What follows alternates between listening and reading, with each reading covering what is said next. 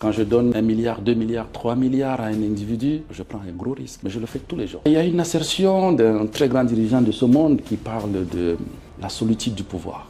La solitude du pouvoir, c'est un moment important qui peut vous faire vaciller. Parce que lorsque vous rentrez chez vous et que vous devez prendre des décisions importantes, vous êtes seul au monde. Les collaborateurs se réfèrent à vous pour prendre des décisions. Tout le monde vous attend. Tout le monde vous attend. Et vous devez prendre la décision. Vous devez donner le cap. Et là, je peux vous dire, c'est quelque chose qui est assez compliqué. Tu as un exemple de décision difficile que tu as prise? Moi, les décisions difficiles, et la plupart des décisions d'ailleurs, je les prends sous la douche le matin. Moi, je me lève très tôt, mais je prends pratiquement 1 heure. Je laisse couler et là, ça me permet de réfléchir.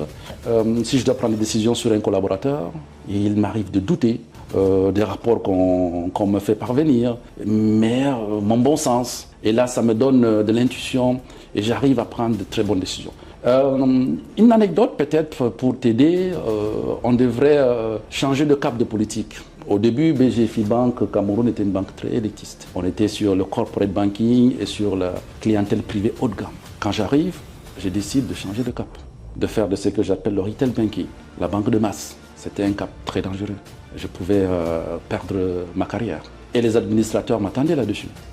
Monsieur le directeur général, c'est vous qui nous avez mis sur ce chemin. Tout à fait. Quels sont les résultats? Fort heureusement, j'y ai cru, mais fortement. Mais quand on est face à des décisions comme ça, qui peuvent faire vaciller une carrière d'un côté ou de l'autre, qu'est-ce qui te fait te décider?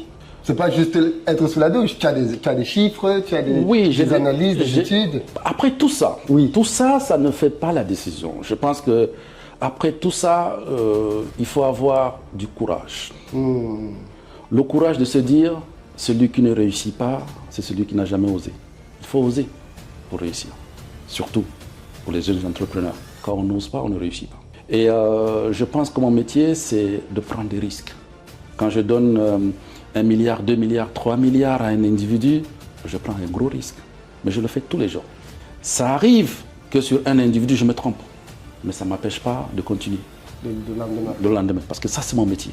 Tout ce qui est important, c'est que je puisse tirer des leçons de ce qui s'est passé. Ce n'est pas le où je suis tombé qui est important, mais de ce pourquoi je suis tombé. Et pour faire en sorte que demain, je ne tombe plus.